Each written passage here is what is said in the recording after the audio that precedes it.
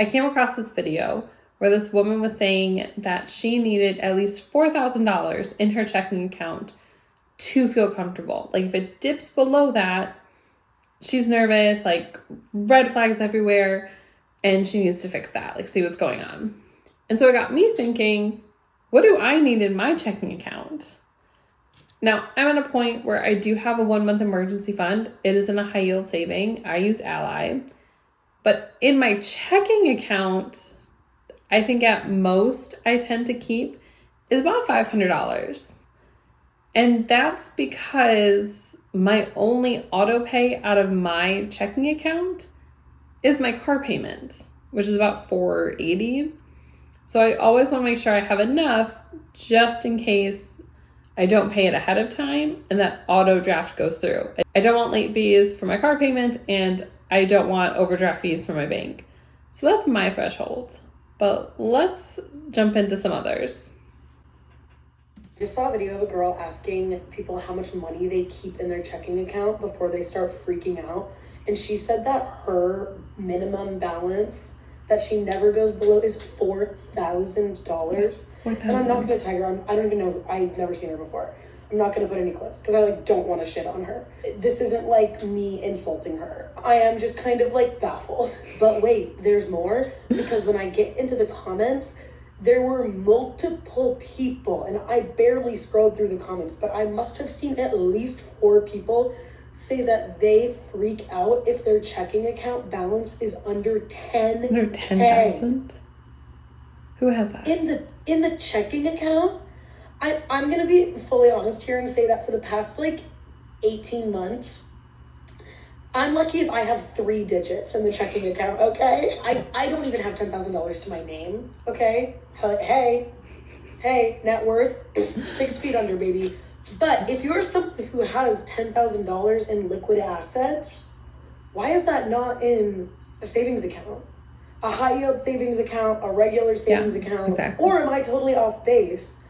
And are all of y'all just walking around out here with $4,000 to $10,000 in your checking account on the daily? What the heck? So she was commenting off that video that I was talking about. And I agree. Why do you need that much in your checking account? Again, you do you. It's your personal finances. But I don't know. I think anything over 1 month of spending in your checking account, depending on how you do your finances. I put everything on a credit card. My monthly checks pay off that credit card every month. Don't carry balances at all. So I know everything I put on there will get paid, which is why I'm comfortable having so little in my checking account, because I know my paycheck is going to cover my expenses. But after that, why isn't it in a high yield savings? Why isn't it going to investments? Even if you're saving for something, shouldn't that excess be in a savings account? I have several different accounts for things, and they all serve a purpose. I have a checking account that is just for my mortgage. If money is in that account, it's not my money. That's my mortgage company's money. It's not mine anymore. Same with my high yield savings. I have several buckets. I have my car insurance. I have my HOA dues and some sinking funds for Christmas. And hopefully I'll start putting money into a vacation fund. They all serve a purpose. And once that money's in that account, it's working for me. It's where it's supposed to be. It's not mine to spend anymore. But in your checking account, you're making 0 interest. So why not just move it over to a high yield that you can get 4 or 5% interest on? It might be 10, 15 extra bucks a month, but that's 10 or 15 extra dollars you didn't have for doing literally nothing. So I don't get it. My coworker saw my bank account the other day and it said $25, and we don't get paid for another 2 weeks. And he was like, how are you surviving? How do you even live off $25? I'll tell you if you really want to know how I budget and save. I sleep. Literally, you have to have no obligations. Just sleep. Because if you're sleeping, you can't be spending money. Well, I guess that is one way to handle it. And honestly, it's probably the more responsible way to handle it. If you only have $25, it's a good thing you're not, well, I don't want to say it's a good thing, but I guess it is a financially responsible thing to not be going out and doing anything and getting into debt when you don't have the money to handle like eating out or going out. And I know a lot of communities have a lot of free events. Like mine every month has like a drop in and create for kids. So I take my son there once a month and then we get to walk around the museum for free. And it's a really nice activity that we do. But even that, it's still like 20 minutes away. So like you still have to spend gas money to get there. So if it is really that extreme where you only have $25 to get you through the next 2 weeks, then yeah, I guess you're not really doing much of anything. Now this next clip does have a bit of swearing in it, so just letting you know.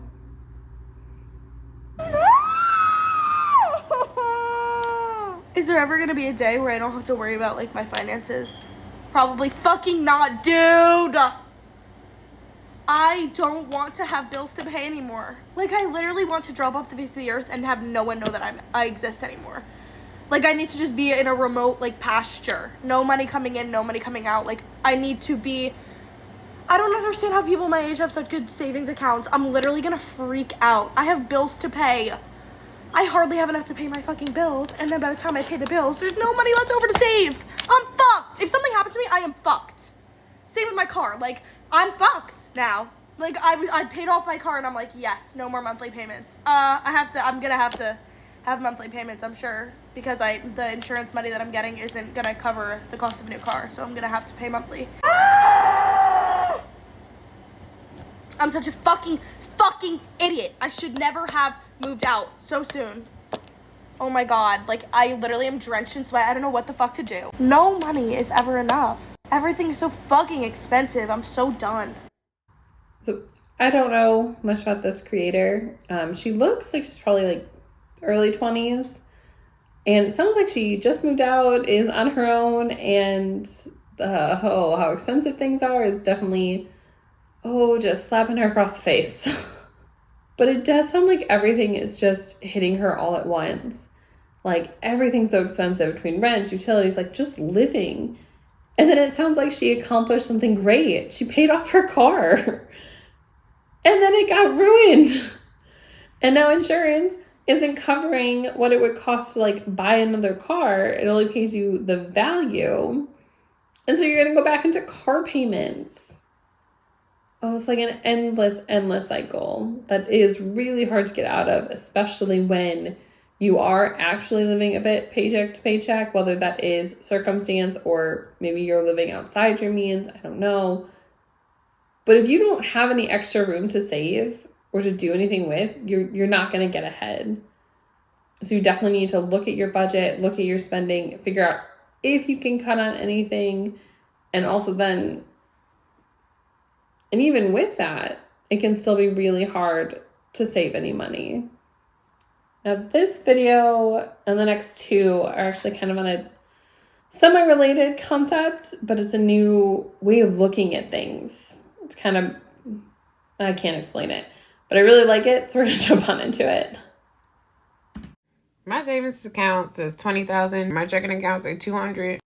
Then all I have is $200. No, I really love this concept. Like everything, it's not a new concept. I actually call it the new zero. And it's the idea that you set your own limit for what broke looks like. For some people, $100, as long as they have $100 in their account, they feel good. For other people, as long as they have $20,000 in the savings account, then they feel good. I just wouldn't leave that much money in a savings account, but nonetheless, in our financial journeys, we make up the rules. You need to set a new zero.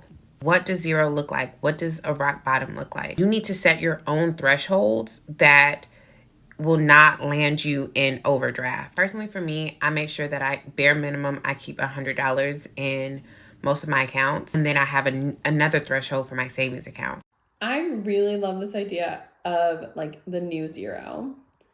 And also, she's 100% right. Like your personal finances, your budget, how you do things, you make up those rules. Like, you decide what works for you and your family, for your goals, and what you want for your life. You don't have to follow someone else's plan to a T. Like, you can take what they said and then figure out how it works for you to make you successful. Like, just like that first woman, you don't have to keep $4,000 in your checking account to be safe. You don't have to have $100,000 in your savings account. You figure it out. That's one of the things I love about personal finances, because like everyone's different. And I love that.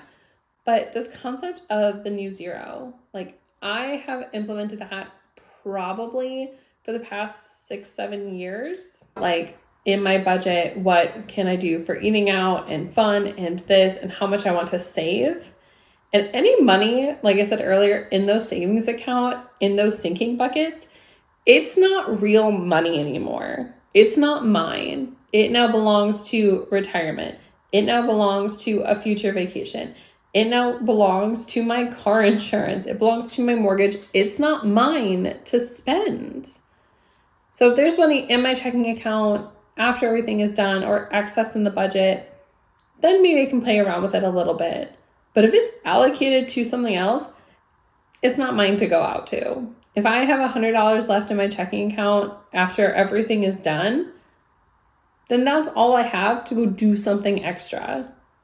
This next clip, it's really short, but I thought it was kind of funny. It just ties into what that previous clip was. I don't have no money. I don't even know how I'm finna eat. I don't even know how I'm finna get something to eat.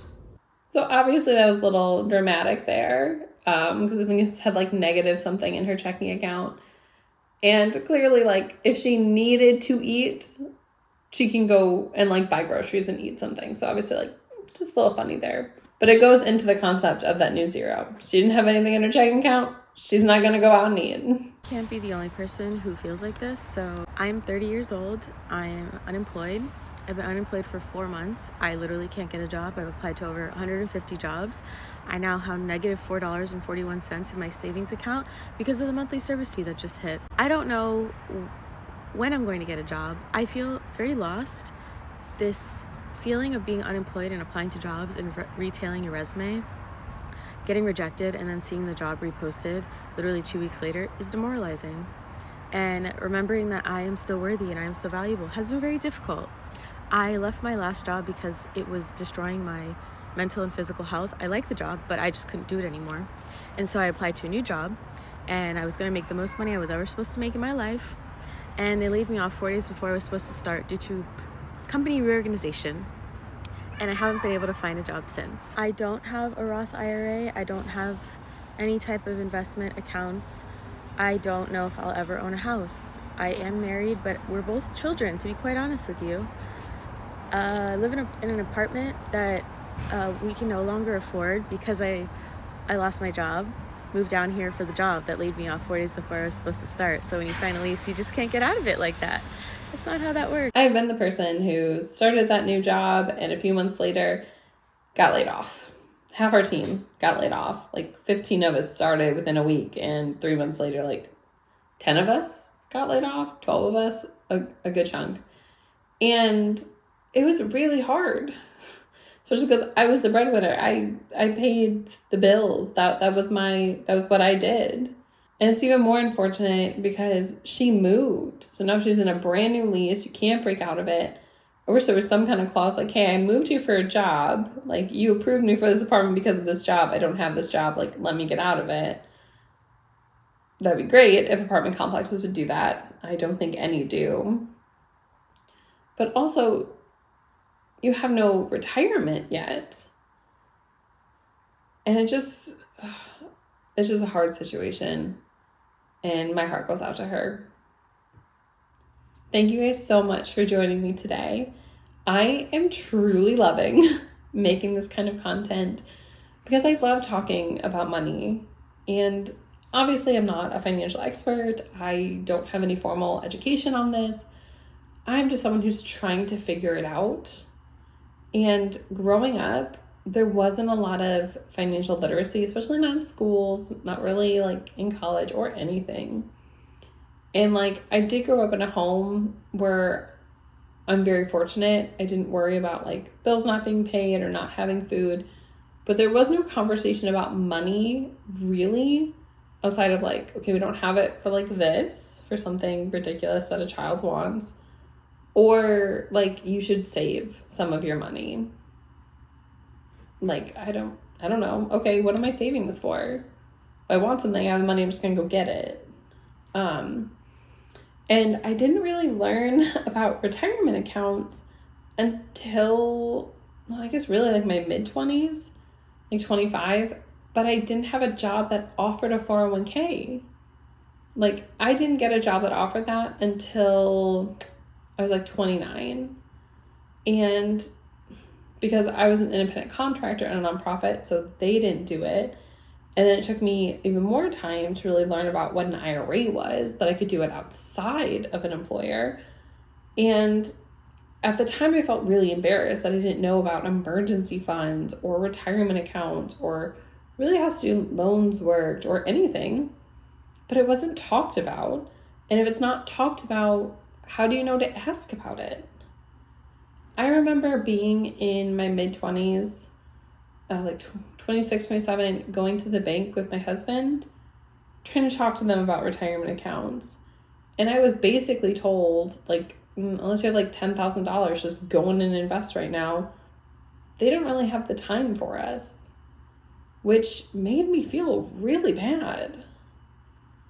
So like, that's why I really like these. And I really love all the financial transparency that's out there nowadays, because it opens your eyes to something you wouldn't have thought about. So like, yes, these are some like kind of silly videos, but it might make you think about what you need to have in your checking, maybe about an emergency fund, looking at your budget. And those are all the first steps to all those bigger financial goals of being able to put money aside for retirement, to have the life you want, to get out of debt.